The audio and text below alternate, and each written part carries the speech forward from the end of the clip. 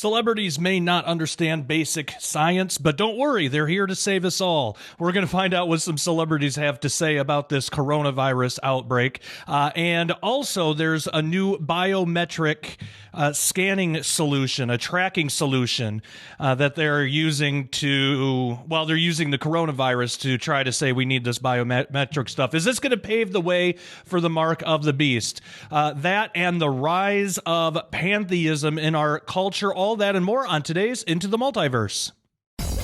Wormholes, particle physics, extra dimensions. Are the wonders of so-called reality really what they appear to be? Or do we exist in an elaborate hologram? Is our universe the result of random activity or the result of intelligent design?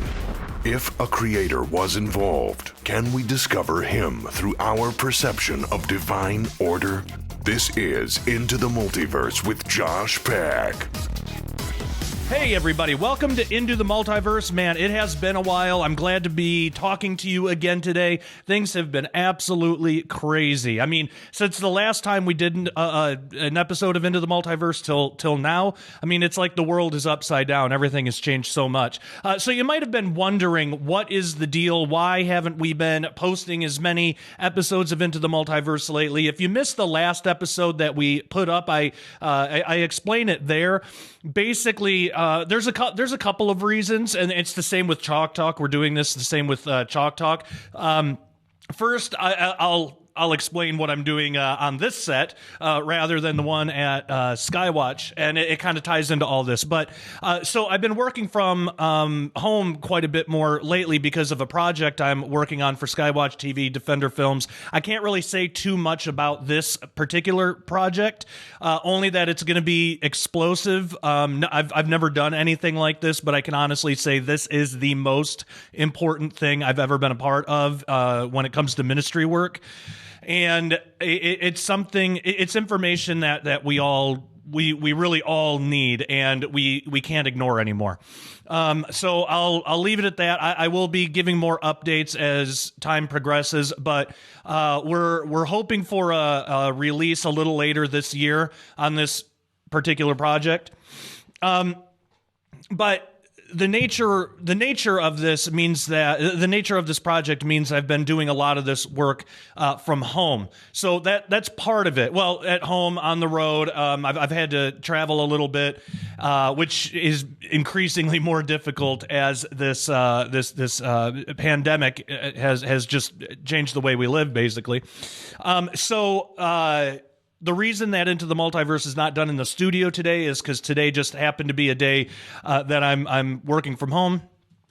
And I can say that this project isn't a new book. This is something completely new for me. But again, I believe it's the most important thing that I've ever done in ministry work, and I hope to be able to do more things like this. But so I have a small studio at home. This is kind of the layout. I actually have a whole other wall over here that had some artwork on it, but the artwork fell down because it's brick. I tried using these sticky pad things. It doesn't work that well. I need to get some like screws or something that I can drill into brick. But anyway, all that aside, this is the set that we're using for now for the time that I'm working from home, and in the future we'll be back in the studio. Now, the reason that we're not doing Multiverse every single week like we used to, it's kind of a combination of a lot of reasons. The first reason is because, as many of you know, my son Nathan has leukemia. He's in remission, thank God, but there's a lot of maintenance therapy involved. And it's difficult to just set doctor's appointments and know those appointments are going to hold. If you or someone you know have ever dealt with treating cancer, then you know how volatile the schedule can be. It's almost impossible to plan anything on. So because of that, it's been really difficult to do the weekly Multiverse and Chalk Talk as I've been able to do in the past. That's part of it. Also, this new project has taken up quite a bit of my time, which is a good thing. I'm not complaining about that. It's a very good thing. And a lot of my focus has been on that. And then thirdly, just with all the coronavirus stuff, it's probably a good idea for us all to work from home for a while if you can, if you're able to do so. So that's another concern as well. So I will do these episodes as often as I can, as much as I can. Same with Chalk Talk. We're going to keep doing them, so please stay subscribed. There's another problem too, and that involves YouTube censorship and suppression. We've been dealing with a lot of that, not only on this channel, but my other channel, Daily Renegade. If you're interested, youtube.com/Josh Peck Disclosure DR, all one word, Josh Peck Disclosure DR, or you can just go to dailyrenegade.com. But I lay it all out there. But Christian ministries such as Skywatch TV, Daily Renegade, even Michael Heiser's Fringe Pop 321, they're going to stop doing stuff on YouTube as much. The suppression and the censorship has just gotten so insane and really difficult, albeit impossible, to navigate around. And because of that, all of the time expenditures, all of really just the resources it takes to make episodes like this, it doesn't really do any good when nobody can see them, when YouTube isn't allowing anybody to watch them. So I'm suggesting everybody for Skywatch, go to skywatchtv.com. You can get episodes there. Skywatch TV has a phone app. We're on Roku, Apple TV. We're on a lot of places. And then same with my with my kind of side project sort of thing, Daily Renegade, dailyrenegade.com, best place to go for all that. But I think this is the future of, Christian ministry that's done online. It all started with kind of televangelist stuff, and the way that it's progressed now, I mean, we're getting hit so hard. Even the televangelists had to deal with this. Their shows weren't going to be allowed on major network TV channels, TV stations. So they had to deal with some of it too, but we're really dealing with it now, where the largest video platform in the world, YouTube, is cutting down on Christian and conservative values. They don't want to hear it. Of course, if you have leftist ideology, then you're likely to be fine. At least you're not going to be hit as hard as we are. But it's been getting really bad, and we've had to kind of adapt. So that's why I created Daily Renegade, dailyrenegade.com. That's why we're not focusing as much on YouTube with things like Skywatch TV and other ministries like Michael Heiser's Fringe Pop 321. They're just going to Vimeo. Vimeo seems to be a little better with the censorship stuff, but they still do censor, just it doesn't seem as much. But also Vimeo costs money, so it's a whole other cost that you have to factor in. So there's a lot of reasons. But main point being, as far as I know, we're going to continue doing Into the Multiverse. We're going to continue doing Chalk Talk. It's not going to be as frequent as it used to be, unfortunately. Sometimes we'll do it from the studio. Sometimes it'll be Skype things. Sometimes it'll be things like my at-home studio. So there's a lot of kind of changes, but I think ultimately it's going to be for the better. We as Christians, we really shouldn't be relying. We shouldn't be relying on big corporations, really evil satanic corporations such as YouTube, who have made it very clear they don't like Christians. We shouldn't be relying on them in order to function. We really need to learn to do our own thing. We need to learn to all be able to get together, build something of our own where we have complete control over it. That's what Skywatch TV does. That's what I do with Daily Renegade. That's why I love Skywatch TV and continue to work there. It's absolutely an amazing ministry. And that's what we're going to have to do here on Into the Multiverse. Now, Into the Multiverse is not a separate ministry from Skywatch TV. It's a branch of Skywatch TV. So we're following Skywatch's lead, obviously, because we are Skywatch TV. So all that being said, I think we can get into the actual story. I just wanted to make sure that I put all of that up front before we really got into it. So those of you who have, maybe you didn't catch the last episode, it was done quite a while ago. or maybe you didn't hear what was going on, but that's why Multiverse and Chalk Talk aren't as frequent, and also these web exclusive stuff. They're all great, but our priority is Skywatch TV. So there have been a couple of internet rumors saying that I don't work at Skywatch TV anymore. They're completely untrue. I am still working there, very much so. A lot of it is more behind the scenes, and I haven't been on the panel as much lately because I've been focusing on this other project and just haven't had the time to do it. But I still am very much a part of Skywatch TV. If you keep watching Skywatch TV, we recently, speaking of Dr. Heiser, we recently recorded some episodes with Dr. Michael Heiser about a couple new books that he has coming out, and I am on the panel for those. But right now, as it stands right now, we've kind of transitioned a little bit with Skywatch, and we're focusing more on the coronavirus stuff, because we want to make sure that you get all the information you need and that you have the tools available to keep yourselves safe and healthy. So we're not into the sensationalist fear-mongering stuff. We just want to give you practical tools that you can use, which brings me to Eden's Essentials. If you haven't heard of Eden's Essentials, Skywatch, well, Eden's is a separate thing, I guess, but we promote Eden's Essentials quite a bit on Skywatch TV. It's kind of our supplement brand, I guess you could call it that. But there's a ton of programming on it. It is the best of the best out there. This isn't just this isn't just stuff that you can get at Rite Aid. This is very beneficial supplements at a low cost that actually does help boost your immune system. So we've been really focusing on that, the health centered stuff. So if you haven't had a chance, go to youtube.com/skywatchtv_official and subscribe. You can see all of the videos there. And if you're having trouble finding them on YouTube, you can find them on Roku and Apple TV, and or just go to Skywatch TV. But the website for the supplements is edensessentials.com. All one word, no dashes, no underscores, nothing like that. edensessentials.com. I highly suggest you pick up some stuff. I've been taking fermented mushrooms and fermented turmeric every day, and I feel pretty good. So, okay, let's get into the actual story while we're at it. So that was kind of a long intro. That was about 12 minutes long, but that's okay. There was a lot to catch up on, and my hope is to be able to do these multiverse episodes a little bit more frequently than we've been able to up till now. Celebrities are here to save us. Of course, it's really funny to see. I don't know if you've been keeping up on any of the cultural stuff, but a lot of news have been reporting on this.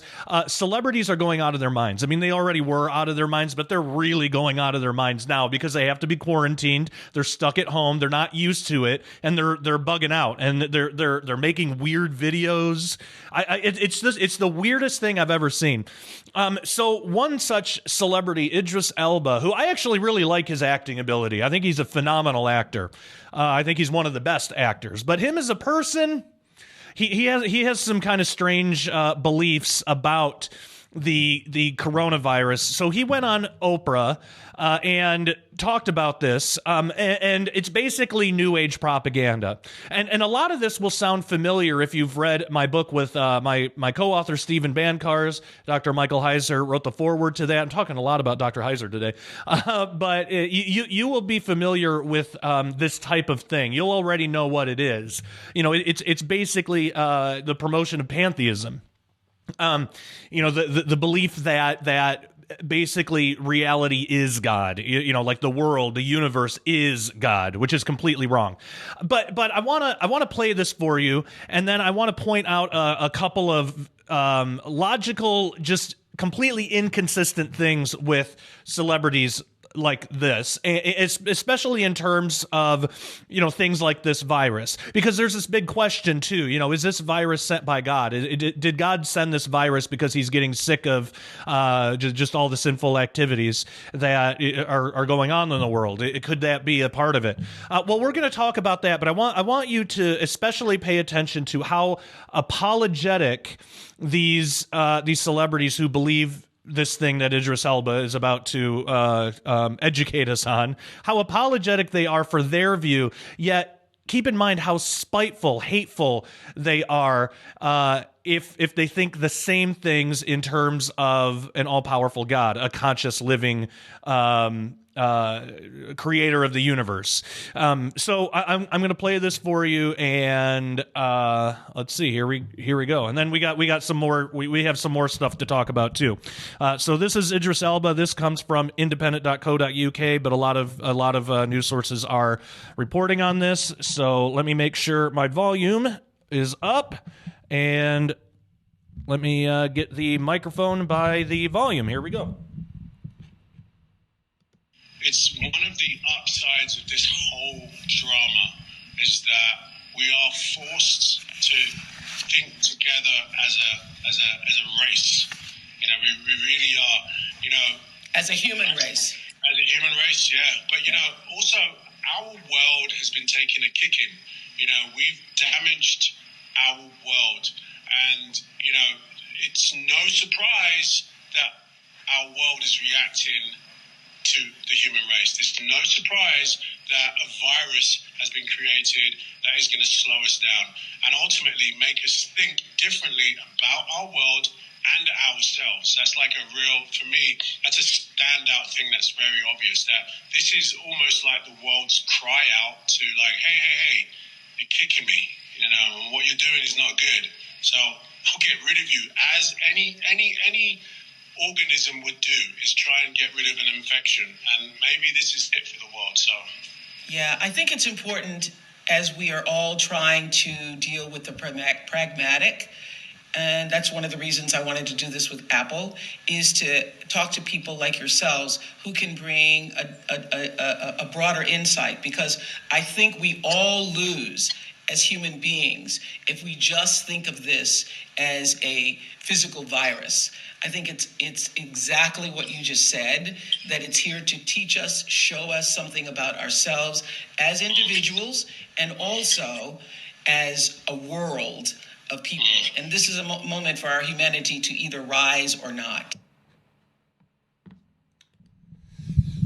Okay, so Oprah and Idris Elba educating us. Now notice the hypocrisy here. For one thing,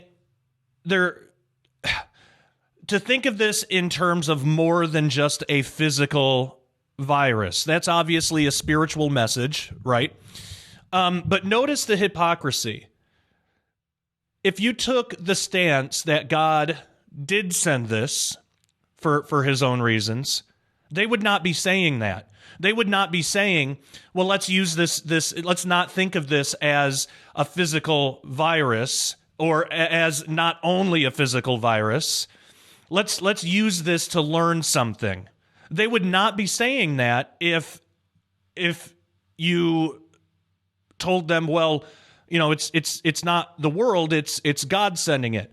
No, because then all of a sudden it would get into the common atheistic tropes about, well, why would a loving God say, you know, what a hateful thing for God to send a virus like this just to hurt a bunch of innocent people.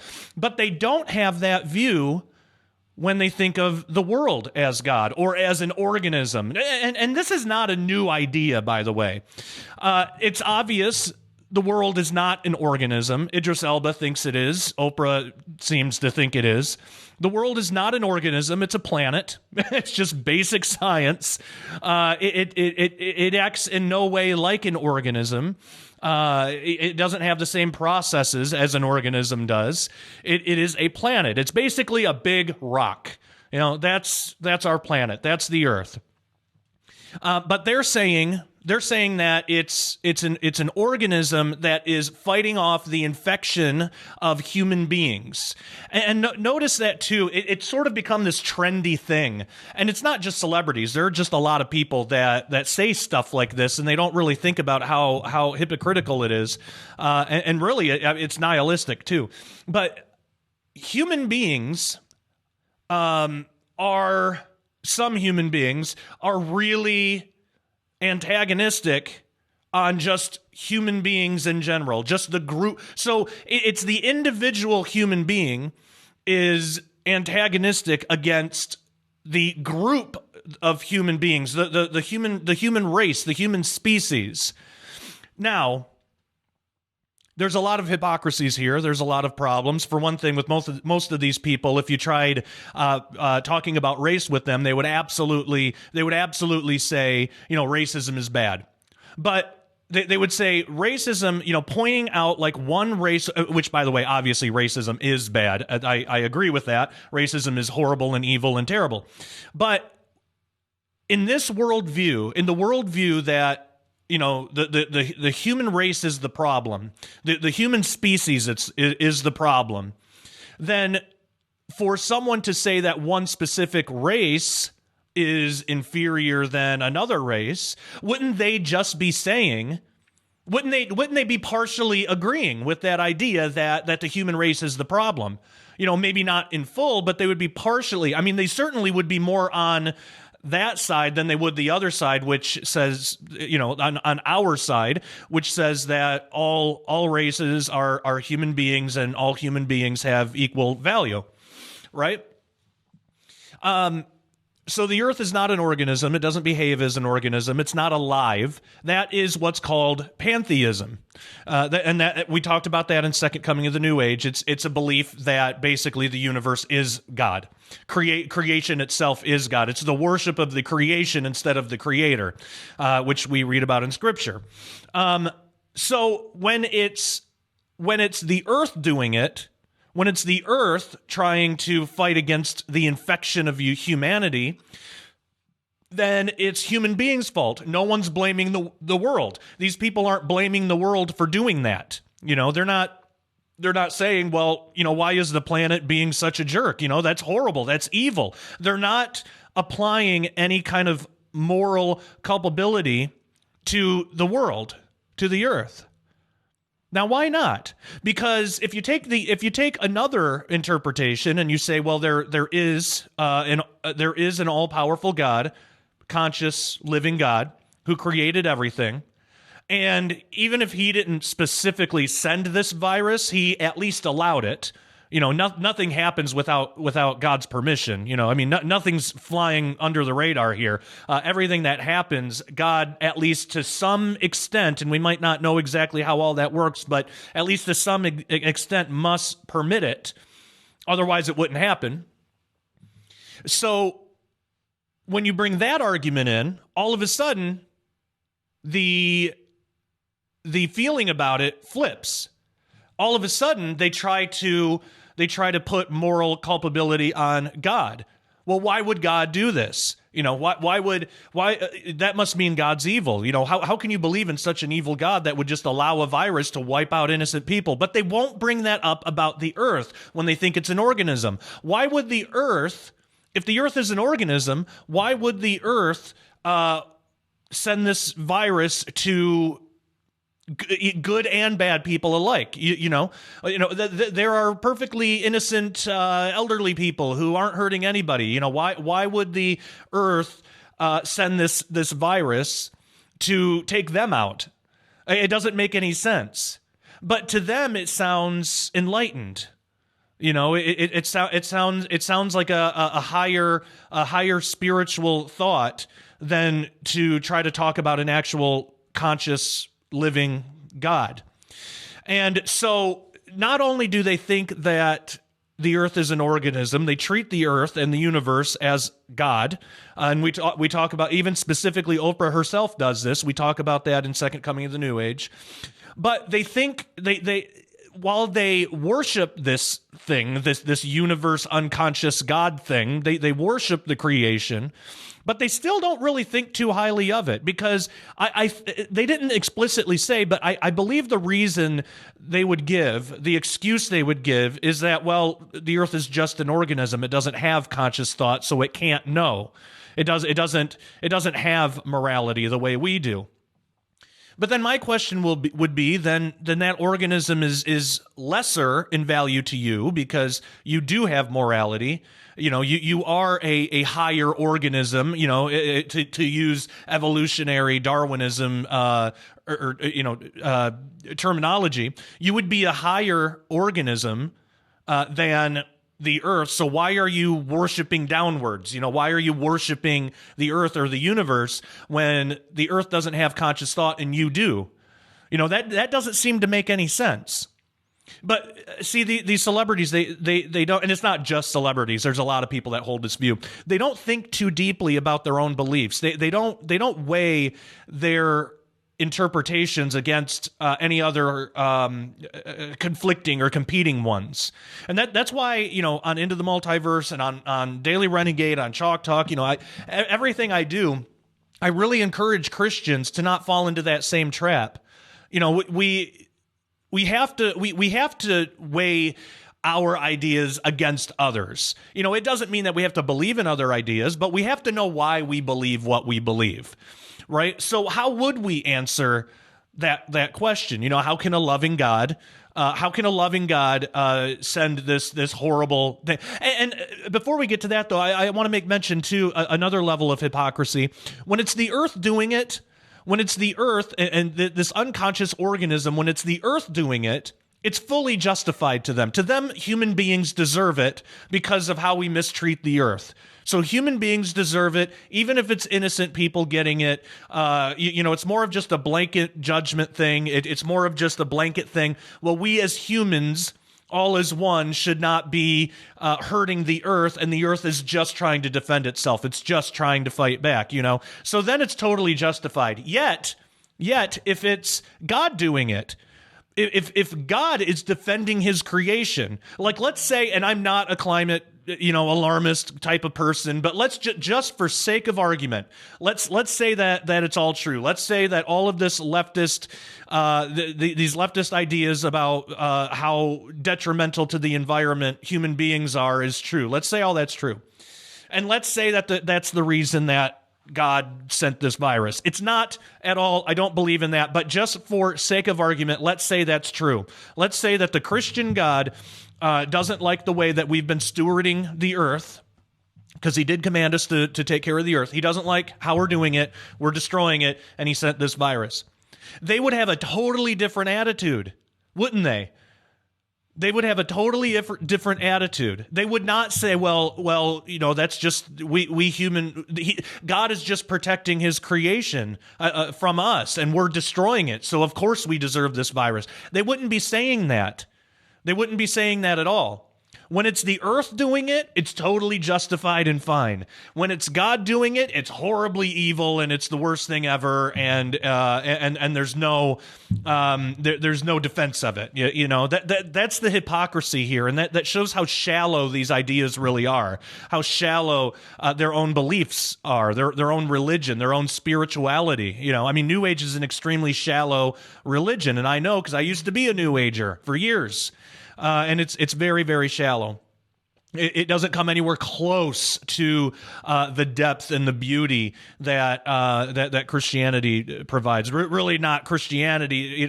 Jesus Christ provides. A relationship with him provides. So there's a total hypocrisy there. Totally fine if the earth does it. But what if they took the other attitude? What if they actually just said, well, maybe this is God doing it, and maybe we can learn something. Maybe we can use it, like Oprah was saying, if it's the earth doing it, then yeah, we can learn something, and we can, we all need to get together and come together and figure out what we can learn from this and all grow and everything. What if they had that same attitude, though, if it was God? If God sent this thing for some type of punishment. And again, I'm not saying that is the case, but just hypothetically, if he did, what if instead of hating God, if they just decided, that might be true, so let's take this as an opportunity to all grow, to learn something. Let's not think of this as a physical virus. Let's think of this as a curse that's been allowed to happen for some reason, and let's get together and try to figure out what that reason is, so we can learn what we can do better and hopefully stave some of these things off. Then I would be in total agreement. That's more akin to a Christian argument. Yet, whenever Christians try to say that same exact thing, the news media, these celebrities, they will take Christians' quotes out of context. They will try to make it sound like we're saying that hurricanes happen because God hates gay people or something, which I don't know any Christian that actually believes that, not personally. I'm sure there's some out there, but no one really believes that. It's a lot more nuanced than that. Of course, God sends judgments. There's judgments. There's curses. But to me, it's more akin to, you tell your son, you got a little 3-year-old boy. You're the father. He's the son. You tell your son, don't touch the stove. It's very hot. And you warn him, don't touch the stove. There's an action to not do because this consequence will come from it. It's very hot. You will burn yourself. So then the 3-year-old decides, I don't want to listen to Dad. I'm going to go touch the stove. And he touches the stove and burns his hand. Now, would anybody be crazy enough to say that, to tell the father, to tell the dad, why did you burn your son's hand? Why did you burn your son's hand? No one would think that. The most that someone might be able to say is maybe you should have been watching your kid better. But all of that aside, accidents happen. It's not the dad's fault. He tried to tell the kid not to do it. Maybe a 3-year-old isn't the best example. Let's say he's 10. But the kid was the one that touched the stove, and he probably won't ever do it again because he realized how bad that hurts. Sometimes we have to make our own mistakes to learn from them. But it wouldn't be the dad's fault. The dad tried to warn the son, this is what will happen if you do this bad thing. This is what's going to happen. So I think some of it is that. For example, there's a lot of STDs. There's a lot of STDs that wouldn't exist if we all practiced abstinence and if we all if we didn't engage in premarital sex at all. If it was just sex after marriage, abstinence otherwise. There's a lot of STDs that wouldn't just, how would they exist? How would they get transmitted? So, God gives us a commandment, such as that, no sex no sex until marriage. Before that it's abstinence, and save yourself for one person. That's another part of it too. You save yourself for one person, one man, one woman, and, the two fleshes become one, to use some more scriptural language with it. If we followed that advice, that commandment, if we followed God's rules on that, and I don't even it's fine to call them rules because that's what they are, but it's not like he's a mean dictator just forcing us to we still have free will. They're more of like teaching. It's like advice, very, very strong advice that we absolutely need to obey. Because what happens if we break God's commandment? Well, now we have like a bunch of STD problems. There's Bible passages that talk about not using drugs. Not using. It's called pharmakia. It's usually translated as sorcery, but it's basically don't take drugs. Well, what happens when people do? What happens when when people break God's commandment and goes against Him? Well, now we have a huge opioid crisis. Now, some of that in itself is nuanced because some of that is because doctors are over-prescribing certain patients, drugs like OxyContin and stuff like that. Some people actually do need pain relief, and they're only using it medicinally, and they're not using it to get high. And so that I think is perfectly, if you're using it medicinally, that's perfectly justified. I still recommend against it personally, if you can help it. There are natural remedies that are a lot better for you and that aren't going to destroy your liver. For more information on that, I talk about that a lot on Daily Renegade. But I have a rare bone disease, and I haven't taken opioids in years. And the bone disease that I have normally causes excruciating pain. But there are natural things that you can do that's why God created herbs and stuff. They're for healing, they're for food, all of that kind of stuff. So there's natural things. But that brings up another point of that, God created these things for us to use as medicine, and what happens when we don't? Every drug, every pharmaceutical has some kind of side effect, some kind of terrible side effect. And sometimes it's like the cure is worse than the disease.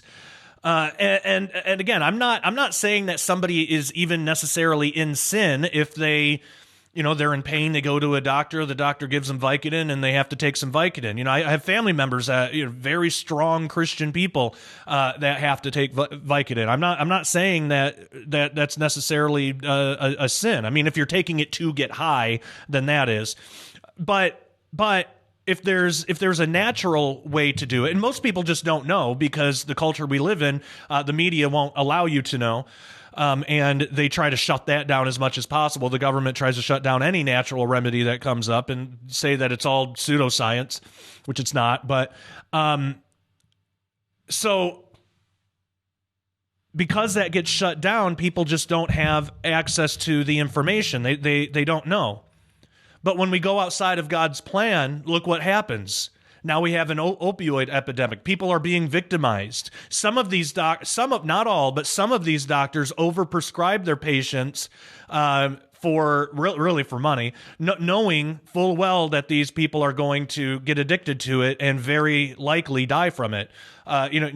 People who have to be on opioids, for extended periods of time, say forever, if they have a chronic illness, they don't have long lifespans, which is really sad. It's really unfortunate, especially when there is another way.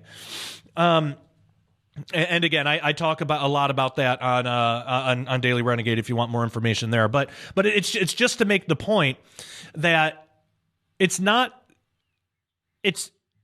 all one thing, right? It's not all that, because it could be some of this is a judgment. So there is a level to it that's a judgment. We as human beings have been living in sin for so long. Our country is really pulling away from God and has been for a long time. And I think part of that we don't always understand the process and how this works, but part of that can allow things in like pestilence, disease. There's also a whole spiritual component of this. A lot of times when the Bible talks about pestilence, they're not talking about just diseases or just viruses. It's an actual proper name of a spiritual entity. So if you watch Sci Friday with Derek and Sharon Gilbert, or if you watch Unraveling Revelation or 5 and 10, or anything that they do together, you've probably heard a lot of this. But a lot of times, pestilence, it's a proper name for a fallen angel, for a spiritual enemy. And part of what this enemy does is bring in these diseases. It seems like. Again, we don't know really how it all works, but it seems like that's part of what the spiritual enemy does. What happens when you don't protect your camp? When you don't take care of your camp? When you don't listen to your commander? When you don't follow your commander's directions? What happens? The enemy gets in. And we as a country have been doing this for so long. We don't respect our commander. We don't respect God. And I'm just, this is broad stroke. I'm not talking about you and me individually, because obviously we do, but I'm just saying that the country as a whole, they've been pulling away from God more and more and more, just more and more rebellious. But of course, celebrities can't entertain the possibility that it could be that. They can't entertain that. They have to go so far into such a wide stretch that they have to say the earth is an organism. Talk about fake science. And we as Christians, we're the ones that's anti-science. That's what they'll tell us. We're anti-science. They're anti-science. They're the ones that say the earth is an organism. They're the ones that say that the being in a mother's womb is not a human being. That somehow the process of birth magically transforms it into a human being, which makes no sense. They're the ones who are anti-science. Yet this is what these people do. It's called projection. They project. Everybody has an inner conscious. Everybody has this part of them that when they do something wrong, there's a part of them that's telling them this is wrong. You shouldn't do this. Now, some people decide to kind of listen to that voice and try to do better, try to listen to it. And some people try to ignore it and shout it down. And one method of doing that, and this is all unconscious, people aren't actually thinking, I'm going to do this today. It's all just unconscious processes. But one way of shutting it down is to take that and project it onto somebody else that they don't agree with, somebody who's doing the opposite thing. So part of that is say you got like this leftist lunatic who's doing all these horrible things. We could use the abortion example. They will shout proudly how proud they are of their abortions. What are they doing when they do that? Are they actually proud of it? No, they're not. They're trying to convince themselves that they are. They're trying to convince themselves that it's virtuous. They're trying to convince themselves that it's a great and wonderful thing to do. But they're projecting that onto you. You know, they're saying that you're the bad one, you're the evil one for not recognizing how good of a thing this is. You want to take away women's rights. You want to have control over women's bodies. All of this nonsense. That's projection. That's what they're doing. They're not really talking to you. They're talking to themselves. They're trying to shut down their own negative feelings about it, because they do have them. Have you ever seen any of these shout your abortion types? Do any of them seem happy? Like, do any of them seem to be filled with joy in their lives? No, they by and large have a very sarcastic attitude. It's the attitude of a disobedient child. You know, we've all gone to middle school. Maybe you were homeschooled or went to private school or something. But we've all known, a preteen who is proud of the fact that they're doing something wrong. And they don't just do something wrong and then kind of stay quiet about it. When they're proud about it, they have to shout it to the world and show off to everybody. Look at this thing that they did.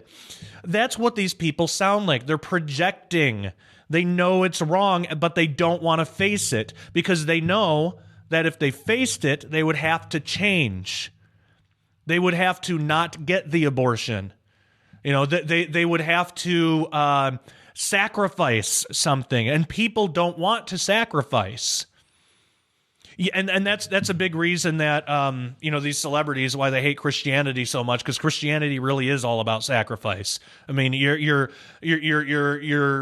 sacrificing yourself daily, for Christ. You set aside your personal fleshly wants and desires in favor for what Jesus Christ wants for you. And even that, it's nothing to be proud of. It's like a daily struggle, but it brings you closer to God. And there's definitely something that you get out of it that's way better than the materialist, fleshly kind of stuff. You get a deeper relationship with your Lord and Savior. And then if you like these people, they throw the country into chaos. They don't listen to what God has to say, and then they wonder why we're getting the enemy coming in. We're getting things like diseases and these things that shut down the country. They're wondering why that is, and there's a piece of them that knows it's because it's something humanity is doing. That you can see that when they talk about it. There's a piece of them that knows that it's something humanity is doing. There's something wrong, but they get it all twisted up. They get it all twisted up, and they can't just admit that there is a God who has preferences on how we live our lives, and if we don't, then that's going to invite bad things into our lives, because there's, as much as there is a God, there's an enemy too. There's a spiritual enemy. There's a Satan. There's evil.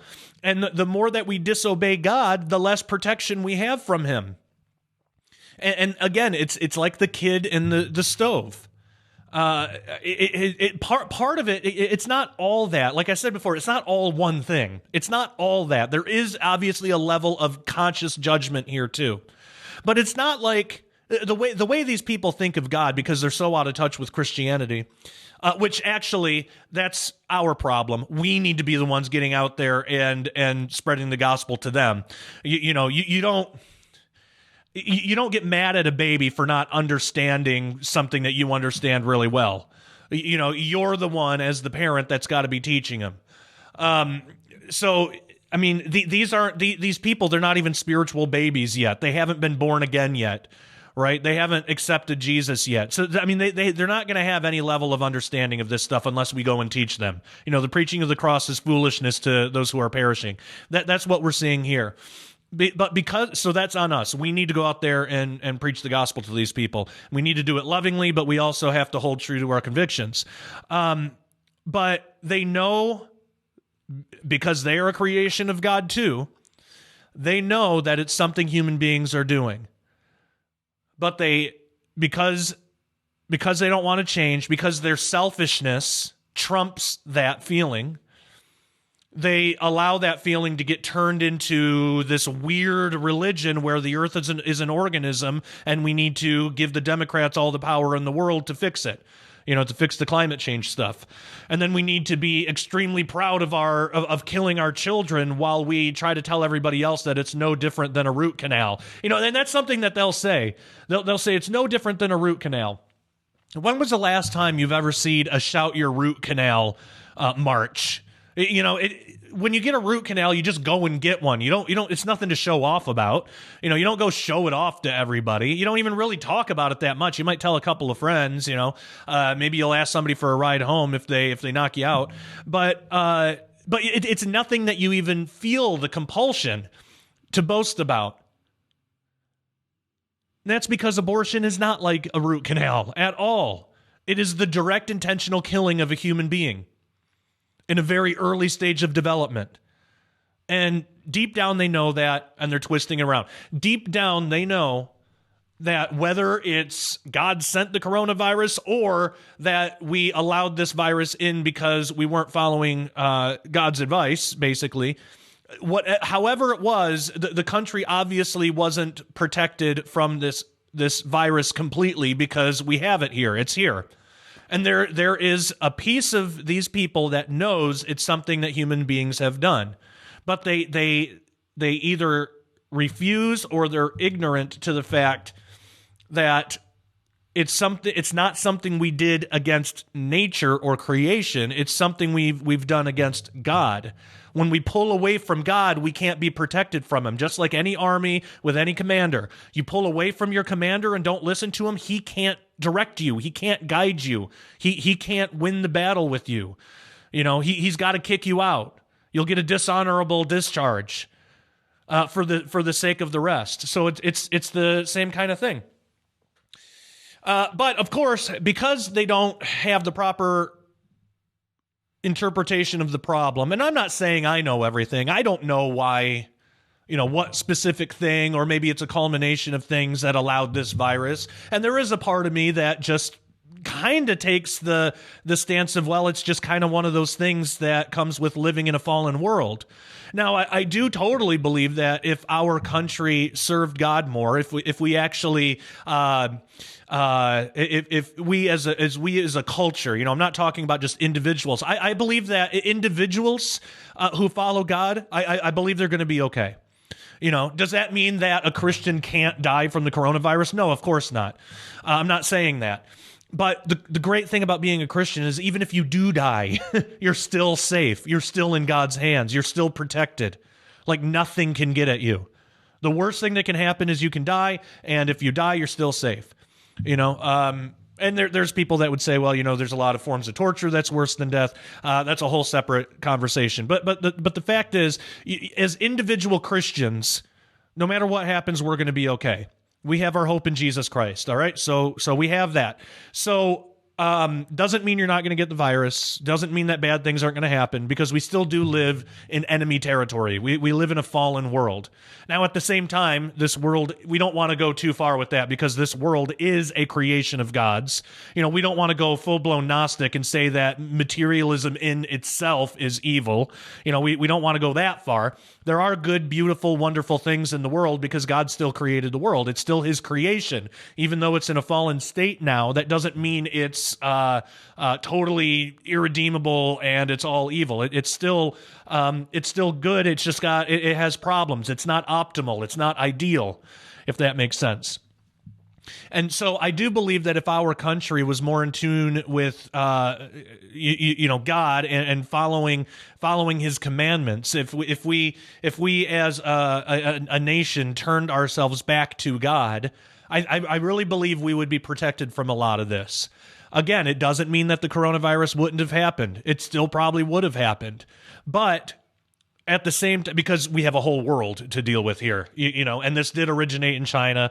Oh, and well, let me finish this thought, and then I want to go back to the origin of the coronavirus and talking about God's commandments. But I believe that we would have been more protected. We would have been a lot better off. It wouldn't have hit us as hard, and we would have all had a better attitude about it, just as a nation.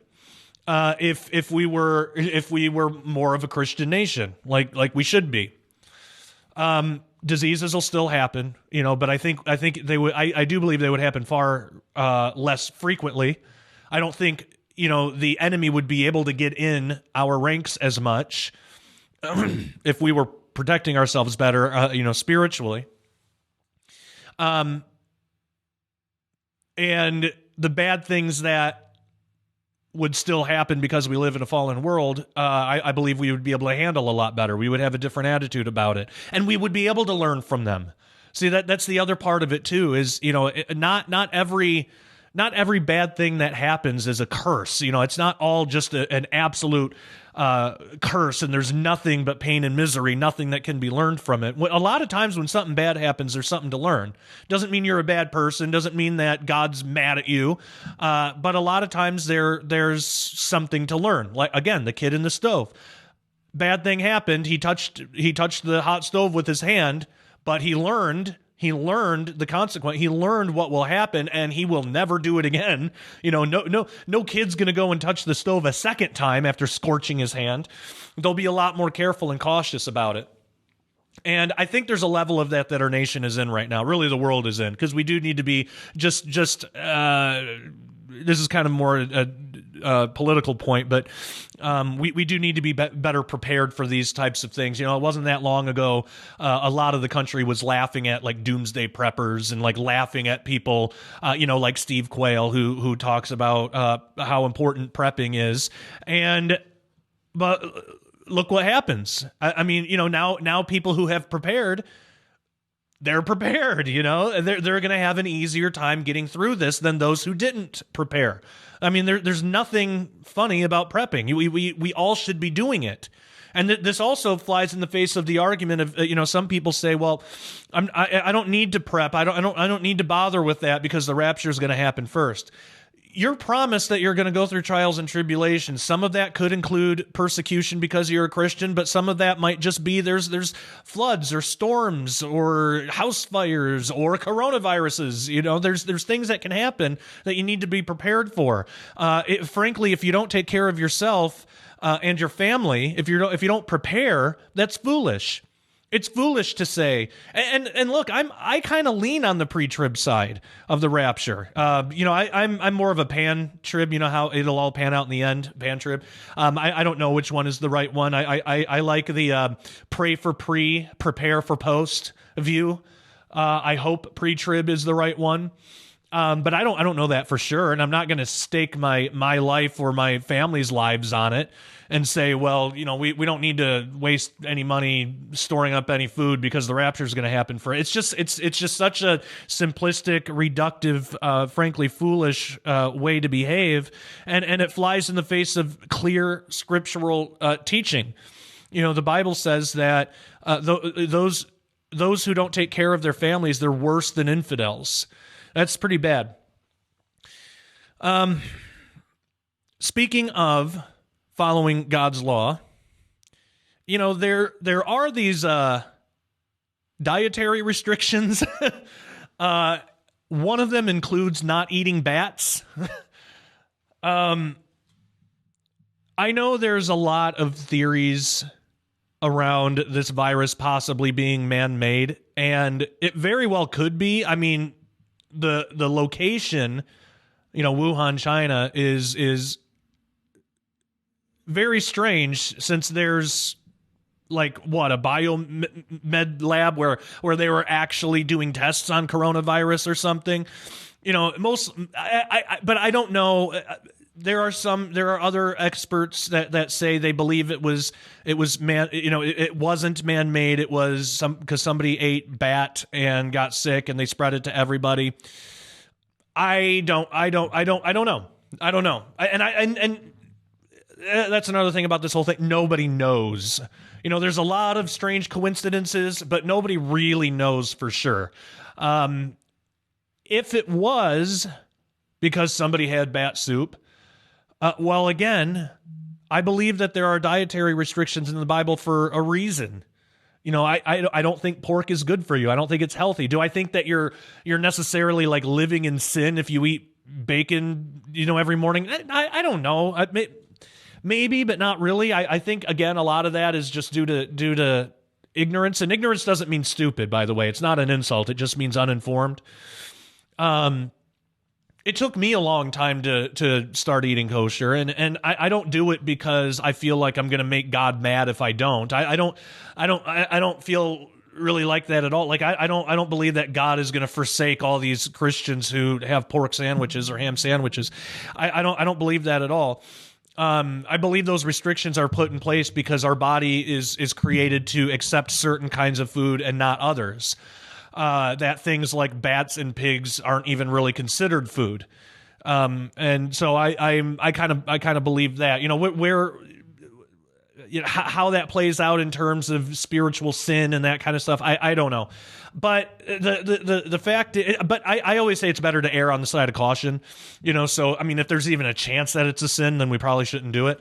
But the fact is, if that's how this virus came to be, whoever ate that bat, if they were a Bible believing and practicing Christian from Book of Genesis to Book of Revelation, if they were kosher, if they held to the eating laws, then they wouldn't have ate the bat, and maybe we wouldn't have got this disease. But so, again, so it could be that. Now, on the other hand, if this was man-made, I don't think that we should be messing around with God's creation like that anyway. So it's just kind of seems like common sense, like obvious. If you're going to be doing testing like that, especially in a communist dictatorship, you're not going to have like the highest quality. It's not going to be like this high quality protection where you can ensure that it's not going to get out. And then also, the Chinese government lied about it for so long, so you have that added into the commandment breaking. We're not supposed to lie.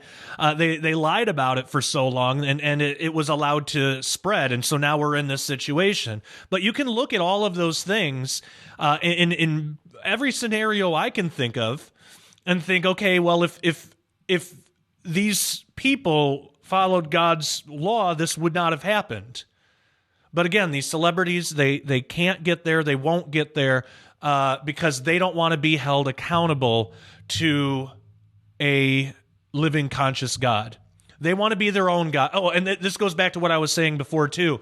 Why are they worshiping something that's less than them? If the earth is just an unconscious organism that's fighting off the disease of humanity, for one thing, that's pretty insulting to humanity. There's a lot of very wonderful, beautiful people in the world, and that's a really insulting way to look at them. But why worship this unconscious organism that's fighting off the disease of humanity? If that was the proper interpretation, if that was reality, then our own planet hates us and doesn't like us, so we should probably fight back, get it in line, throw a bunch of plastic bottles in the ocean or something. But why aren't we fighting back? It would be a war, of mankind versus planet Earth. But why do they put their worship in the earth? A lesser being? If the earth is an organism, and many of these people believe in at least some form of evolution, and it's usually a Darwinistic evolution. So the earth, the organism of earth, would be lower on the totem pole than humans. Why worship that? Why worship below? Because then they get to still be their own God. They get to worship something outside of themselves, which we all have that compulsion. We all have that need. And it's because we were created by God, and we long to be reconciled to Him. But with that comes some things like we got to be held accountable. But so they still get their spiritual need in a very shallow way. They still get their spiritual need to worship something outside of themselves satisfied. Again, it's satisfied in a very shallow way, but they still get to have that. But then they also get to be their own God on the other side of it, because that's what New Age teaches. That's what Oprah Winfrey teaches. That basically you are your own God. That's what these people teach. And again, we wrote about it in Second Coming of the New Age. That self-godhood is the main tenet of belief in New Age theology. and in a lot of other religions too. But that's the main tenet.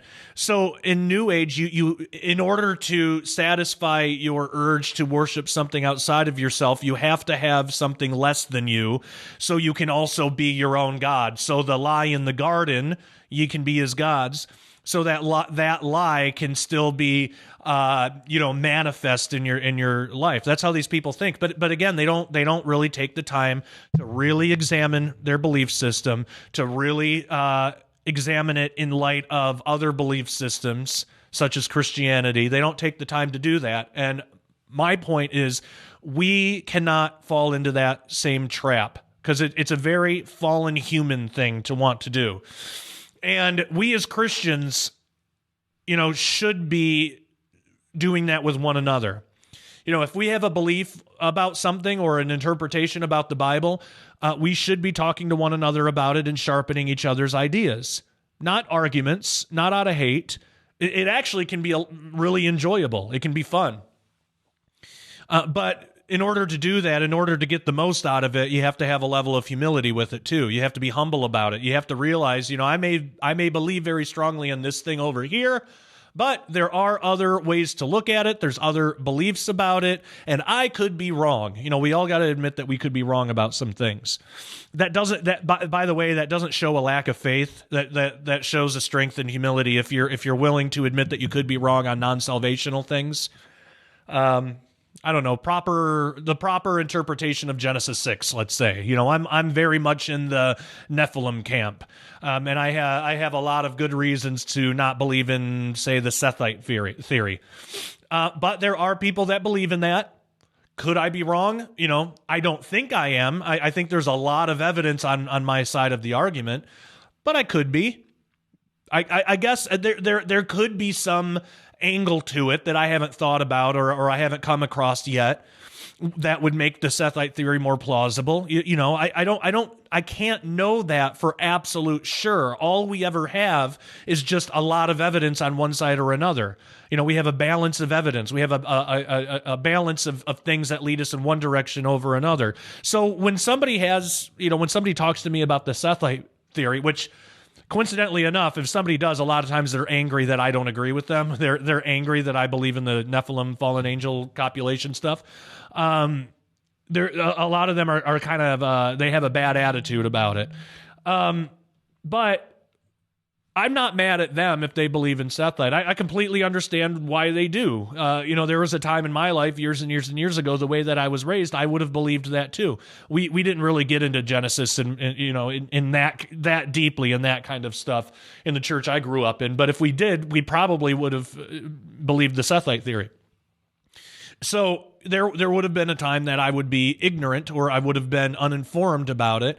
So I'm not mad at somebody if they don't agree with me on the Nephilim stuff. And I fully realize it sounds kind of like a crazy thing, I don't believe it is crazy. I believe it's perfectly in line with all of Scripture. It really puts a lot of things together. But I don't expect somebody to believe me immediately when I say, there was a time when fallen angels mated with human women, and then their babies were giants. I mean, when you think about it on the surface, do you really expect people to just automatically just track with that? I mean, they're going to need some time to kind of wrestle with it. They're going to need to have some evidence. They're going to need to know why you believe what you believe. And most likely, if they don't already believe that, then they're probably gonna be entrenched in the Sethite theory. So I mean, it takes time. It doesn't do any good to mock them, to mock people, or get angry with people who don't believe in your particular view on non-salvational matters. We're not even supposed to act that way on salvational matters.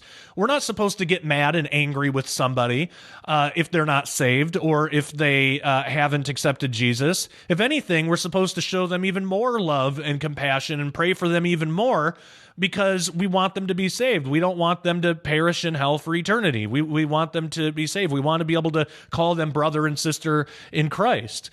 So we're not even supposed to act like that with people who've rejected Jesus. So what excuse do we have to treat each other like that?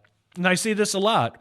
This is a big reason I don't get into flat earth stuff.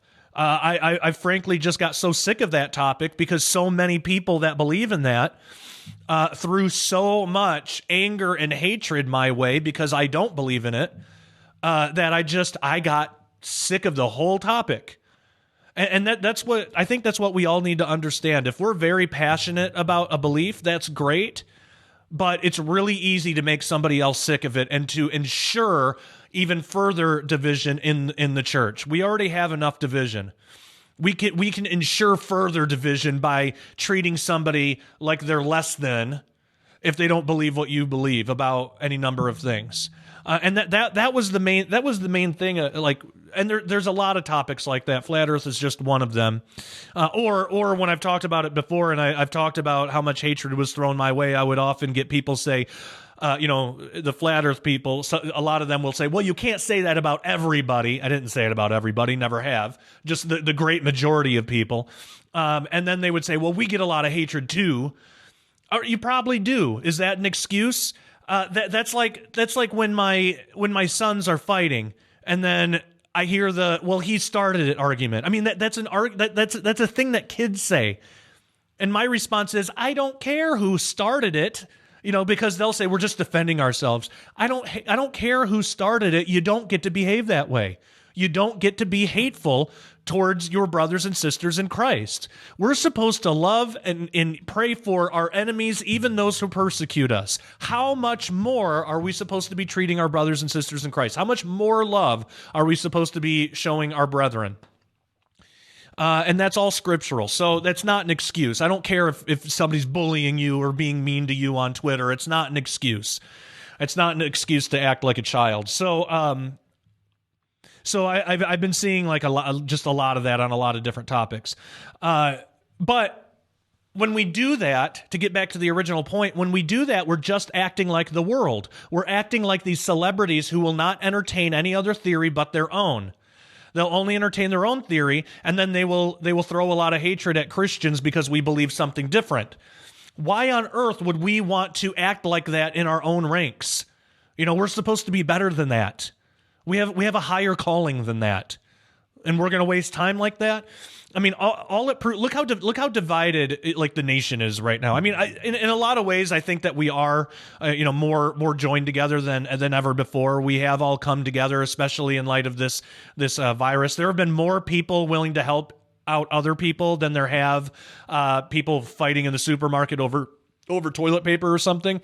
But all we see is the ridiculous fights and stuff, because that's all the media will report on. They're not going to report on, the good stuff that people are doing to help each other out. But I believe that we are more united as a nation than we have been in a long time. But there still is a lot of division.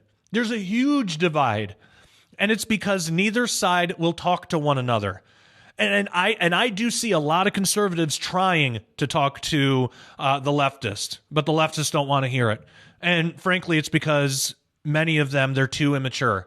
They can't. They're too immature to have control over their emotions, and they are too selfish to have any kind of attitude close to humility or humbleness that would allow them to have a conversation with somebody they disagree with.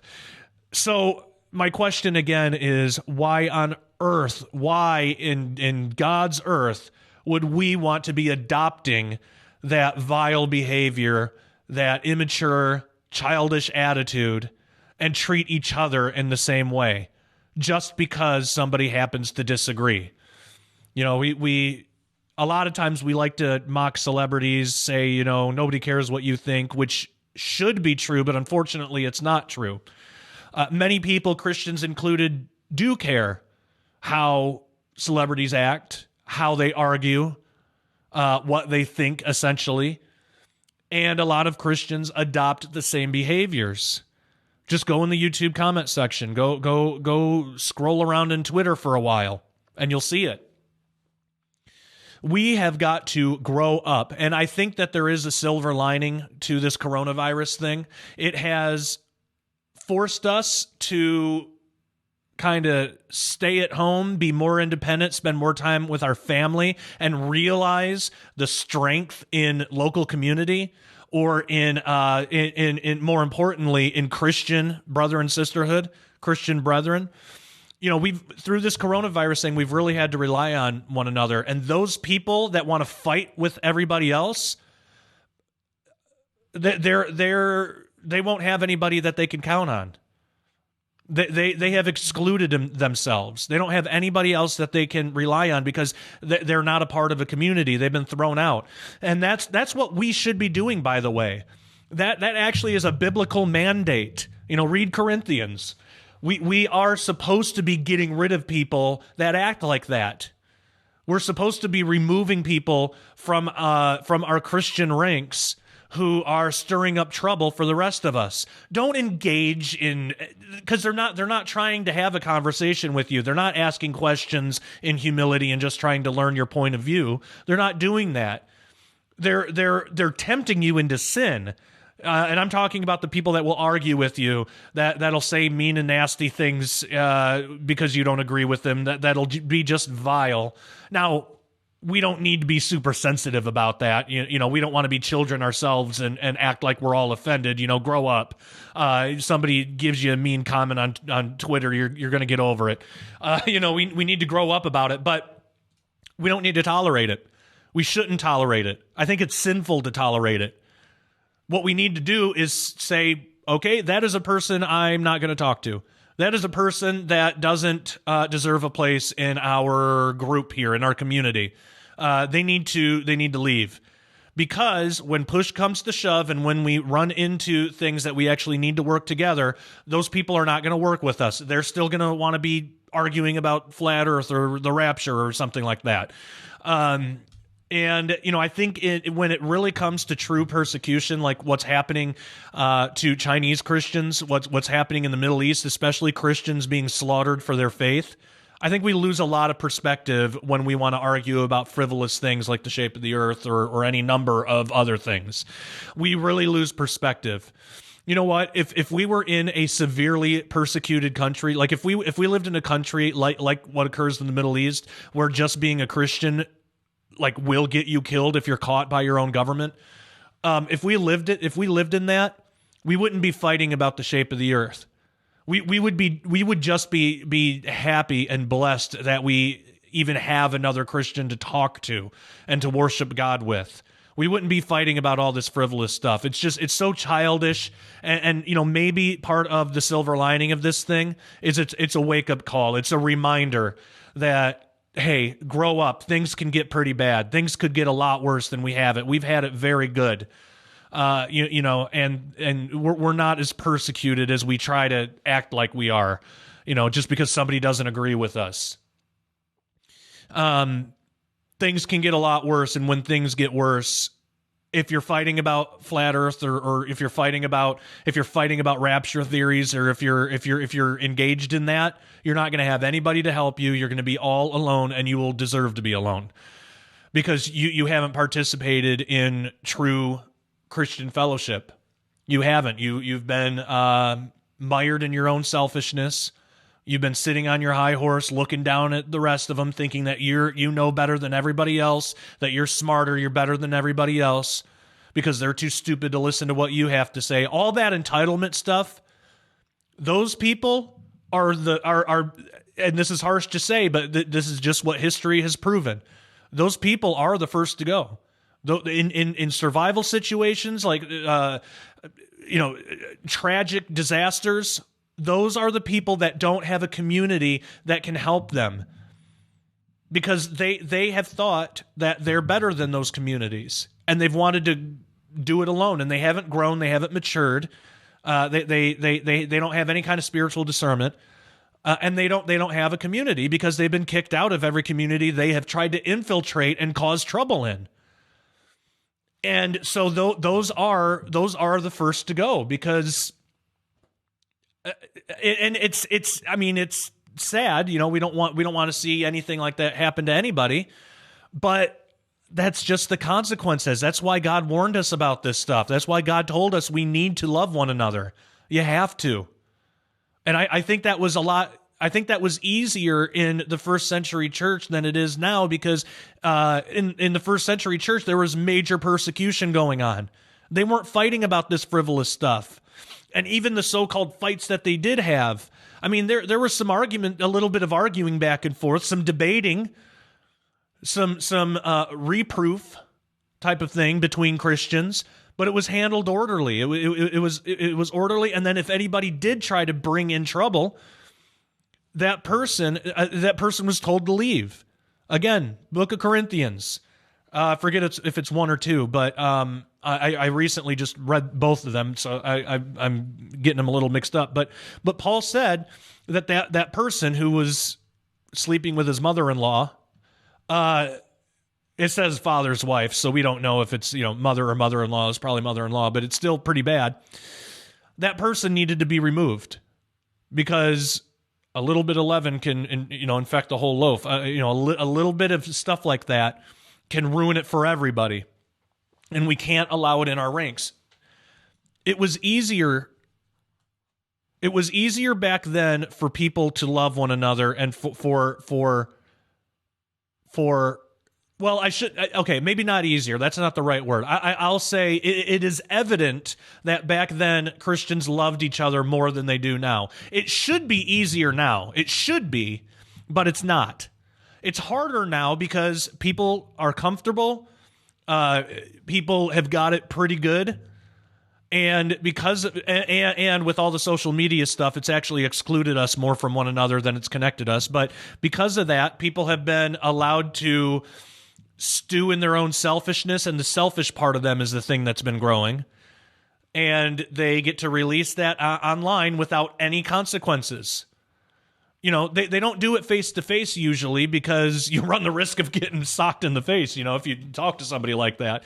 But nothing's going to happen to you if you do it on social media. And so that just selfish, haughty attitude has been allowed to grow, and we have less and less and less love. The easier it gets. And also, we are persecuted, but what's the worst that's going to happen to you? You're going to lose your YouTube channel, and in light of things that's happening in the Middle East, that's not that bad.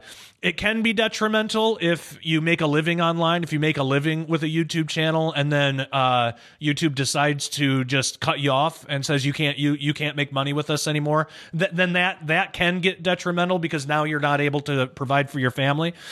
But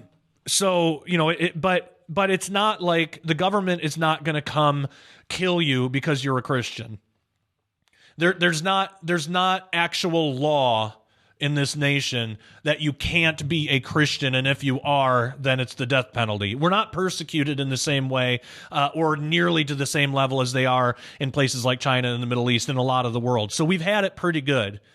But because we don't have that persecution for us all to unite in spite of, because we don't have that, we've been allowed to get too comfortable, forget how important it is to love each other, and we've gotten selfish and lazy.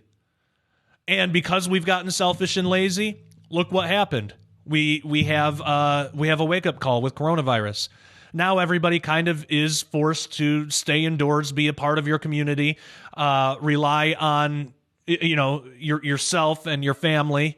It's kind of it's like a small reminder of how easily life can go the other way. And don't we want to be protected from that? Don't we want God's protection from that? Don't we want to follow God's law and be in his good graces so we can be protected from that? Well, of course. But what are the consequences if we break God's commandments? And if we say, you know what? I don't want to love my Christian brothers and sisters because they have different beliefs than I do, and their beliefs are wrong, and I'm not going to associate with them in any way. That is pride, is all it is. That is pride, and that will be your downfall. And again, that's not just me saying it. That's scriptural. We are commanded to love one another, and we need to be a community, and the people who are in the communities, the people who have learned to love each other despite differences that may come up, those are the people who are going to have an easier time getting through crises like these and more to come. So I I'm glad that we were able to talk for a little bit longer in this Into the Multiverse, since we haven't done one in a while. I'll try to do more. We'll see what we can do. But the main takeaway from all this is, don't be like the world. Don't be like these celebrities. Don't fall into their same mistakes. Look at their mistakes and learn from it. Whenever I see videos like that, my first inclination is just to mock it, because it's so easy to do. And there you can have a little bit of fun. I don't think there's any great sin in that. But you got to keep perspective, though. I mean, you really got to have perspective, because the main thing we should be thinking is not to make fun of it. The main thing is not to mock it. Not to fall into pride. If you're making a little joke here or there and you're not doing it to bolster yourself up, then you can still have fun in the world, is what I'm getting at. But the main point is, you should be looking at that and thinking, is there any of that in me? You should be thinking about that yourself. I don't mean me, Josh Peck. I mean you. You should be thinking, is there any of that in you? So when I watch that video, when I see celebrities doing these ridiculous things, I have to fight the temptation to think, I'm so much better than that. I got to fight that temptation. I would never do that. Wrong way to think. I have to make myself think, is there any of that in me? Is there any part of me that would react any way like that? Is there anything I'm doing that's comparable to that? Use those mistakes to your benefit. And you don't have to always, if you can learn from somebody else's mistake, you don't have to make the mistake yourself. Isn't that nice? And with some humility, like a little humility, can really get you a long ways. You can avoid a lot of heartache. You can avoid a lot of bad things with just a little bit of humility. So the main reason that I wanted to show you that video was not only to mock it or anything, but to kind of use it as a mirror. Is there anything like that? Okay, like, and I know most of us aren't going to believe the earth is an organism. I'm not talking about that, but just the general attitude about it. Is there any part of me that is hypocritical? Do I have any beliefs that are hypocritical? Do I look at humanity with any sort of disdain the way these people do? Am I fighting with my Christian brothers and sisters? Do I have disdain for them because they don't agree with me the way that these people have disdain for all of humanity? So I think we need to keep that all in mind. I do want to show you one more thing, because I thought this was really funny. This is more of an attitude that I like. This is more of an attitude to have about these kinds of things. This is Ryan Reynolds, and he's talking about the importance of celebrity. So he said, he tweeted this out: another important message from an important celebrity. Let's spread the word, not the virus. I happily nominate, and then he nominates a couple of people here, but you'll see what this is all about. He shows the true importance of celebrity. I think this is really funny. This is great. Check this out. Well, thank you, Prime Minister Trudeau. We need to work together to flatten the curve and fight off COVID-19. I think in times of crisis, I think we all know that it's the celebrities that we count on most. They're the ones who are going to get us through this. Right after healthcare workers, of course, first responders, people who work in essential services, ping pong players, mannequins. They're great. Childhood imaginary friends. Sure. Like 400 other types of people. Look, stay at home, practice social distancing, wash your hands. We are going to get through this thing. We're going to get through this thing together. And I'd like to nominate these three great Canadians to spread the word. Mr. Stephen Page, Constable Terry Reynolds of the Royal Canadian Mounted Police, and Mr. Seth Rogen of the Point Grey Rogans. All right, so having a little bit of fun there, but it's basically it's a positive message. Wash your hands. We're all going to get through this together. That type of thing. But what's funny about it is you can use humor to kind of make a point. It depends where the humor is coming from. If the humor is coming from a place of hate, then it's just not funny. That's not humor. Humor's got to come from a place of love. But what he's doing is he's mocking. He's kind of making fun of these celebrities who think that they're so important. And that they have the answer, and they're the ones that's going to tell us how to get through this. It's not that we're all going to get through this together, that they're the ones that's going to tell us things like the earth is an organism and it's fighting the disease of humanity. He's kind of showing how ridiculous that is. And he's having a little bit of fun with it, so I thought that was kind of funny. If we're gonna have humor, and I totally think humor's a great thing. It's totally fine to use humor to make a point like that. But really, humor and mockery, those aren't really the same thing. There are a lot of people who will use what they call as humor to just totally throw hatred at somebody else, and you can tell it's not funny because there's this level of they just despise. Like I don't know if you probably don't, but if you've ever seen Stephen Colbert's late night show, Stephen Colbert, he used to have the Colbert Report, which that was before I really knew anything about anything, and I thought that was pretty funny. But of course, that whole time he's playing a character. But the show he has now, there's no humor in it. I mean, it's just not funny. It's not even that it's offensive. There is a lot of offensive stuff, but it's not even that. It's not funny. It's uncreative. It's an outlet for his hatred of the president. Basically, that's all it is. And there's no real jokes anymore. I still like Conan O'Brien. I think he's the only one. I think he's the only late night show that's actually funny anymore. But I mean, all of them. I mean, they're all like that. Trevor Noah. They don't show any actual humor anymore.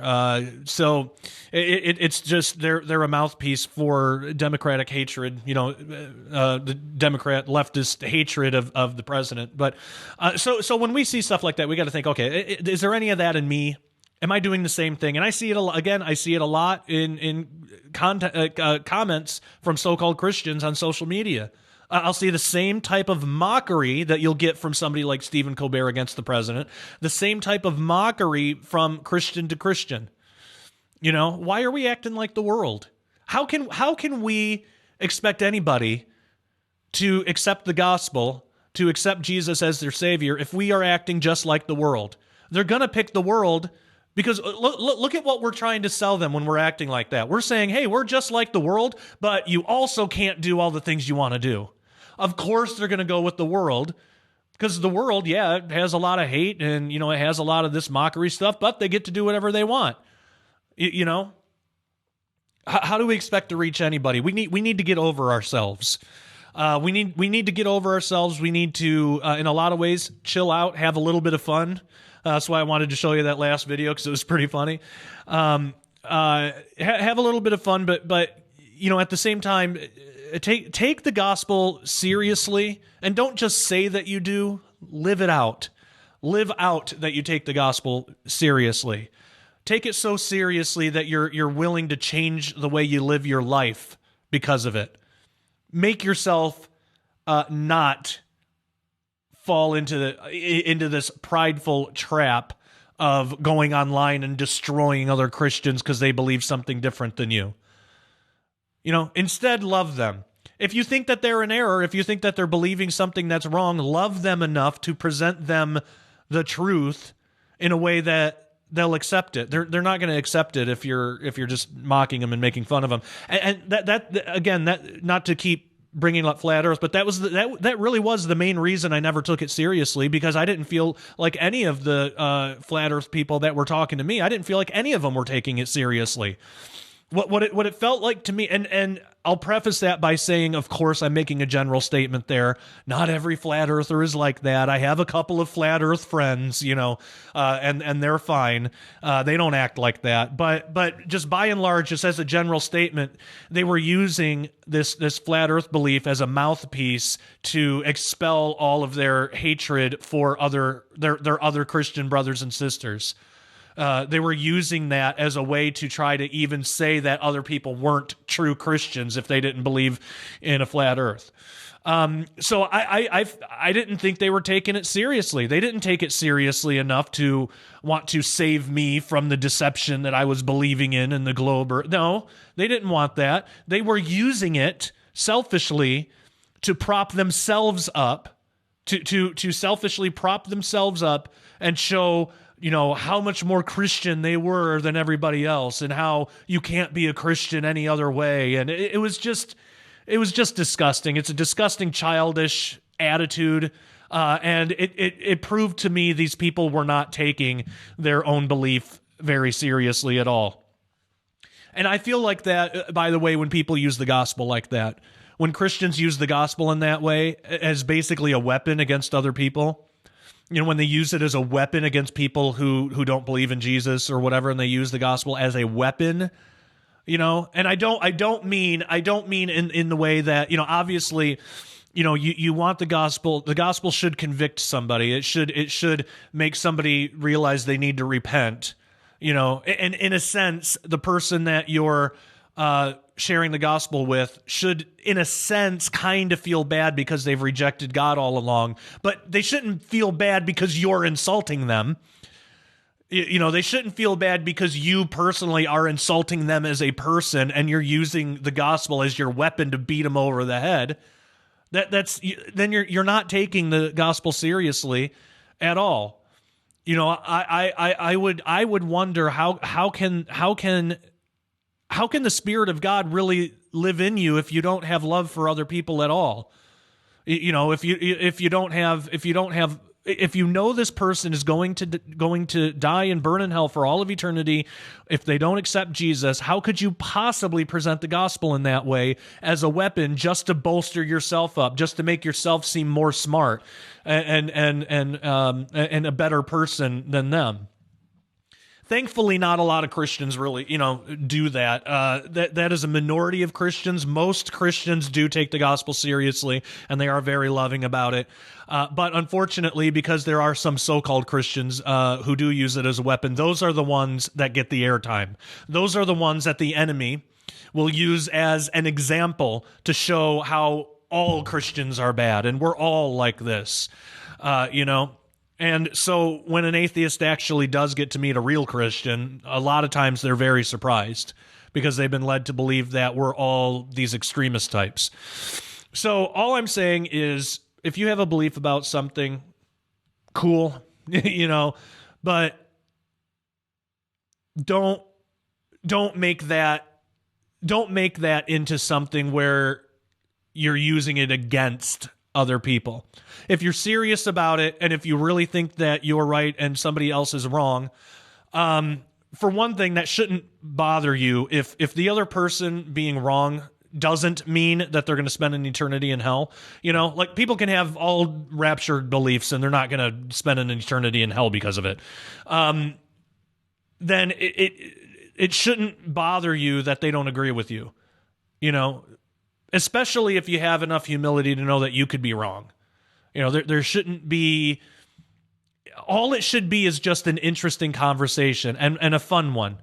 And then maybe you'll win them over, maybe they'll win you over, but you'll both benefit from that discussion because you'll be able to sharpen each other's, one another's arguments against each other. And that's a good thing. Iron sharpens iron. That's what we're supposed to do. So that was the main thing about today's Into the Multiverse. It is the show. Yes, celebrities don't know science, clearly. People on the left don't know science, clearly. They are very anti-science while projecting and calling us anti-science. But I wanted to tell you why they do that, what that projection thing is all about. And I want us all myself included, I want us all to use that as an example for how we can improve. If there is any level of that in us, then we need to recognize it for what it is. It's pride, selfishness, and we need to work towards removing that from ourselves, to getting that out. It's poison, so get it out. And if you see it in somebody else, you either need to, and this is a case-by-case basis, if you feel like they'll listen to your reproof, then you need to reprove them. You need to tell them what they're doing wrong, and you don't need to be a jerk about it. I actually just recently had a conversation with somebody who, and I'm not going to say specifically what it was, but it showed up in my feed, my news feed on Facebook. A Facebook friend had just a very hateful thing to say. We'll just leave it at there. Extremely vile, hateful, and this person is a Christian. So I left a public comment, and the reason I did this publicly was because he made the comment public, and so I wanted to do it for the benefit of anyone that was reading. But I did not use it as an opportunity to show how much better I am than this person, because that's not the case. I'm not any better than this person. None of us are any better than anybody else. The only thing that separates us is some people have accepted Jesus and some haven't, but that shows how good God is, not how good we are. But anyway, I did say something to the effect of, what a vile and hateful comment that just showed up in my newsfeed. I don't know why this showed up. This seems random, but I would expect somebody who is Christian to not be saying things like this, and to maybe have a more loving attitude, even if we believe that the person that comment was directed towards is their enemy. It was just basically, I just kind of had a very general kind of blanket statement, like we shouldn't be posting hateful stuff like that. And I unfriended that person on Facebook, because again, I want to practice what I preach. If somebody is acting like that, and then we need to get them out of our community. So I didn't want him on my friends list at that point. So I'm up to my 5,000 friend limit. So I unfriended him, and I accepted one of the couple of hundred of friend requests that I've had for a long time that are basically waiting their turn in line, unfortunately. I wish Facebook didn't have that 5,000 limit. But anyway, and I thought that would probably be the end of it. But then a very encouraging thing happened. And this happens sometimes. Doesn't happen often, but it happens sometimes. A very encouraging thing. That person... and also in the original comment, I did say, we as Christians shouldn't be acting like that. I said, I imagine this, I would imagine the person typing this, probably is going through some hard times and is projecting it on something else. So I'll definitely pray for you, but at the same time, like if we're representing Christ, we can't be posting stuff like that. All it's doing is giving the enemy an arsenal of things to use against us. So anyway, well, he private messaged me later, and he apologized, and he said, I do need to work better on kind of my attitude and how I represent myself online, as a Christian. But basically he apologized for it. Unfortunately, I wasn't able to friend request him back because, again, I had the 5,000 limit. But I would have, if I was able to, I would have. But I wrote back and I said, hey, look, I wasn't even personally offended by it. And I've had times in my life where I felt exactly like that towards somebody. And I even told him a little bit about my dad, who I don't talk to. And that's a whole other multiverse. Well, probably won't be a multiverse episode, but I've talked a little bit about that on my other show, Peck Report on Daily Renegade. But I told him a little bit about my dad, and I've said, I've had times where I felt like that towards people, but all it does is that hatred, it just festers inside of you. And we're commanded in the Bible to love and pray for our enemies. Like Jesus tells us to do that. Even those who persecute us. The guy that your comment was directed towards, he's not persecuting you. He's not threatening your life because you're a Christian. All he did was something that you disagree with. So, I would say you're absolutely entitled to disagree with the guy and what he did. But to make it personal, because the thing that this other person did wasn't like a personal attack on him or anything. It was a decision he made, just broadly. But I said to make it personal, you're throwing hate at somebody. You don't know why he made that decision. You don't know why he did what he did. And the thing that he did isn't even inherently evil. It's just a thing that you don't agree with. And you're throwing a lot of hatred onto him. How much better would it be for you to just post why you disagree with the decision? Here's the thing that I disagree with and several reasons why. And then what would be wrong with, praying for him, and even maybe put a call to prayer online and ask your Facebook friends to, can we all come together and pray for this guy? I think he's making a mistake. And let's pray that whatever the best decision there is, let's pray that that's the one that's made, whether it's mine or his or, whatever it is. So I said, I told him once I started living like that, I gained so much freedom. Like I was freedom. I was free from my hatred, just this evil hatred that was festering in me. Forgiveness is an incredibly freeing thing, not just for the other person, but for yourself too. Like my dad, even though I don't talk to him, I have forgiven him. And that had to be a thing that was between me and God, because things got so bad with my dad. It wasn't safe to bring him around. I'll just say that. But I have forgiven him, but that was something between me and God. And it was completely freeing. I don't have to think about him every day and how mad I am at him or how much he hurt me. I don't have to think about that and dwell on that. I pray for him, and actually it'd be great if all of you would pray for him too, because he needs it. So I just, I said I didn't take it personally. I'd be the biggest hypocrite in the world if I did, because I used to do the exact same thing, and I would do it publicly, and I didn't realize how embarrassing that should have been to me. I didn't realize that. But I do now. I hope that helped, and I told him, I don't know what you're going through. I can't imagine. I imagine you're probably having some tough times right now. So I'll definitely keep you in prayer. And, you don't have to apologize to me about this. I was just, it didn't personally offend me in that way. I just wanted to take the opportunity to hopefully, because you're a Christian brother and I want you to do well. And I want you to be, I would want you to do the same thing for me if you saw me doing something like that. That's what we're here for. Us Christian brothers and sisters, we have to have each other's backs. And that's what it was.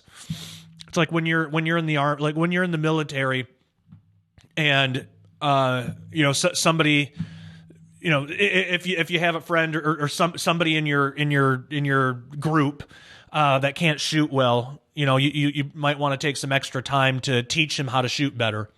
It's not because you're insulting him because he can't shoot well. It's because you want him to be better, because then everybody succeeds more. So I explained that that's what it was about. And, we all need that from time to time, and we need it from each other. That's what it means when we're supposed to judge each other. It's supposed to be for that. And it's because with this guy, I don't really know him, but because he's a Christian, I love him and I want him to do well. And I want him to be able to have freedom. And so, anyway, so I told him all that, and he said thanks, and it was all fine. He actually went back and changed the comment, and because he changed it, I deleted my reply to it because there wasn't any need for it anymore. And so that to me is showing a very humble attitude. That to me is like the main focus of that whole story. It's not on the bad thing that he said. It's the humble attitude, the humility that this guy had that we can all learn from. We can all learn something from that. That he had enough humility to just accept the reproof, to not use it as a reason to get offended or something. He just accepted the reproof, and he fixed his mistake, and now he gained a little bit more freedom because of that. There's a little bit more freedom and peace that he's going to be able to have in his life now because of that. And he can pass that on, and that's what we're all in this for. So that's the whole main point. And I know this is a really long episode, but we're all stuck at home. We're all in quarantine, and I think that these are the lessons that we really need to focus on during this time that we have. We can, obviously the disease isn't like a gift, but we can kind of look at the silver lining in being quarantined and kind of having to stay at home. This is the time to learn these lessons and to learn to really be a community. This is the time to start purging people out of your life who are just bringing nothing but destruction and who are tempting you into sin, tempting you to argue back and defend yourself. And, don't. It doesn't do anybody any good. You're not going to convince that person, because that type of person, they don't have a humble attitude in the way that the person I'm talking about did. When you get somebody with that type of attitude, then you can reproof. So I would say, and with that guy, because I didn't know him, I didn't know how he was going to react. So you can take a chance. You can try it and see what happens. So I tried the reproof, fully expecting he was going to, mock me or say something bad or do something like that, but he didn't. And so good. It had that story had a good ending. So if somebody's acting like that, you can try and reproof them, but I would only try it once, see how he reacts. If the person accepts it, then great, then you've gained a brother, then great. But if he doesn't, then this person cannot be in our community, because he's going to ruin it for the rest of us. He's going to tempt everybody else into the same sin. And you see it time and time again on social media, and that can filter out into physical life as well. I don't say real life, because believe it or not, social media is real life. Those are real people saying real things that they are going to have to really answer to a real God for someday. So it is real life. It's just not physical, in the way that physical life is. But anyway, so we'll call it there. Please subscribe to this channel. Keep up on Into the Multiverse. Again, I did a super long one today because I don't know how often I'm going to be able to post these. Certainly doesn't look like it's going to be every week anymore. I hope that can be the case, but for right now, it's not looking like it. So I wanted to do an extra long one today. I hope this has been beneficial. Please share this video around, because YouTube suppresses us. YouTube does not. YouTube doesn't even allow our own subscribers to watch it. Sometimes it doesn't show up in their feed. So please share this video around. Please subscribe, click the bell for notifications, and just keep checking the channel. Follow me on social media. I'll post the link. And then if you do want like daily content, Skywatch TV has a lot, and then also Daily Renegade, dailyrenegade.com. We do daily content there. And it's not just me, by the way. We have about 15 unique shows that you can check out. And the only reason I don't usually like to talk about that on Into the Multiverse, but I don't like pitching my other thing on a Skywatch thing. But the only reason I'm doing it is because we're all stuck in this quarantine thing together. Many of you have you have more time on your hands than you even want, and so I'm trying to provide you some relief. Just something that you can do with your family. You can go to Daily Renegade and watch some videos there. Okay, we're going to call it good there. Thank you so much for watching Into the Multiverse. And until next time, whenever that may be, till next time, love you all. Take care and God bless. Ladies and gentlemen, prepare yourself for one of the most shocking special offers in Skywatch TV history. We proudly announce the Shadowland Ultimate Collection. For your $35 donation during this very limited time offer, you'll receive the groundbreaking new book by Dr. Thomas Horn, Shadowland, that exposes the deep state actors at war with Christianity, Donald Trump, and America's destiny. The best-selling book by Pentagon analyst Lieutenant Colonel Robert McGinnis, Progressive Evil: How Radicals Are Redefining America's Rights, Making Her Globally Irrelevant for the End Times. Author Carl Gallup's brand new book, Masquerade, that explains the supernatural forces operating behind current global events.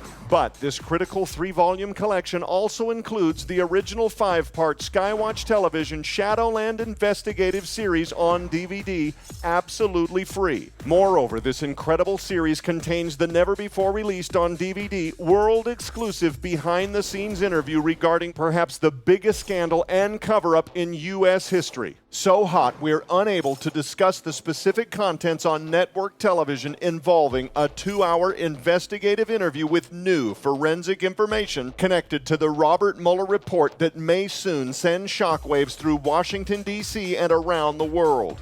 But we're just getting started. The Shadowland Ultimate Collection also includes the brand new, never-before-released audio series by Dr. Thomas Horn himself, The Hidden Occultism of Epstein's Orgy Island. What demonic atrocities were going on at Epstein Island, and who were the high-powered individuals involved in some of the darkest occultic activities the world has ever witnessed. The contents of this mind-boggling 3-part exclusive audio series are far too sensitive for network broadcasting and are directly from the private vault of Dr. Thomas Horn, available nowhere else. But we're still not done. You'll also receive the Best of Defender Publishing ebook collection on data disc, featuring 70 of the most information-packed, best-selling books in Defender history. These full-length works are in popular ebook formats, so you can read them on EPUB, PDF, Kindle, and other handheld electronic devices. Give this collection as the ultimate gift to somebody you know, or take them with you wherever you go. Valued at over $700 all by itself. This unprecedented collection sold separately holds a retail value of over $800. Yours now for only $35 plus shipping and handling. Don't miss this once-in-a-lifetime Skywatch TV exclusive offer, the Shadowland Ultimate Collection, available now at skywatchtvstore.com. Order online or call 1-844-750-4985.